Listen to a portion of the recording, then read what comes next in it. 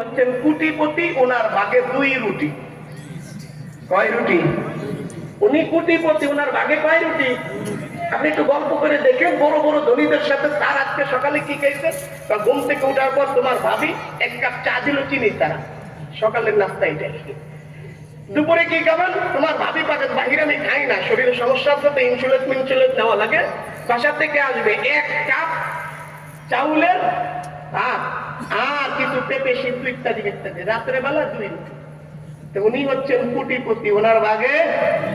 আর রাস্তা দিয়ে যারা ভিক্ষা করলে আমার আপনার কাছে হাত পাতে, ভাই ওরা যে বিকাল সকালবেলা খিচুড়ি গেছে, বিকালবেলা বলবে তো তাও বিকাল বলো দিতে, যে ব্যাগের মধ্যে আছে তিহারি আছে, খাওয়াই কে? আল্লাহ বলেন তোমাদেরকে আমি আল্লাহ রিজিক দিই, তাদেরকে আমি আল্লাহ রিজিক দেই। রিজিকের দায়ভারটা আমার উপরে ছেড়ে দাও। এই জন্য আল্লাহ নবী বলেন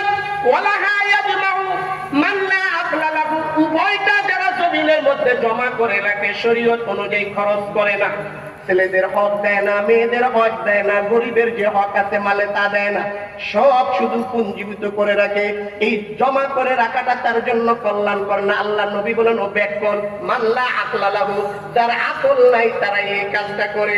সব কিছু রান্দা বেড়া উনি শেষ, খাওয়ার সময় আল্লাহ টান্দা নিয়ে গেছে। এরকমই তো হয়। গাড়ি ঘোড়া প্রত্যেক দিনের অ্যাক্সিডেন্ট ইতিহাস দেখেন না, পুরা ফ্যামিলি শেষ, শতে শতে কোটি টাকা পড়ে আছে জমিনে, বক করা। এই জন্য প্রত্যেকের হক অনুযায়ী আদায় করে, এই দুনিয়ার পিছনে ঘুরে লাভ কি?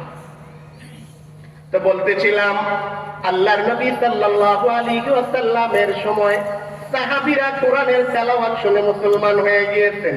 যেমন এই ব্যক্তি শুনলেন, এই তো সাহাবী না, এ তাবেঈ হবে। আল্লাহর নবীর সময় হযরতে আক্কাব ইবনে সাইদ বনি সাকিব গোত্রের নেতা, চতুর্দিকে যখন ইসলামের জয় জয়কার দলে দলে লোক ইসলাম ধর্ম গ্রহণ করতে যাচ্ছেন, তখন আক্কাব ইবনে সাইদ তার জাতিকে বললেন, চলো আমরাও ঈমান আনতে যাব। হুজুর চলে আসছেন, আমি আর সামনে আগাবো না।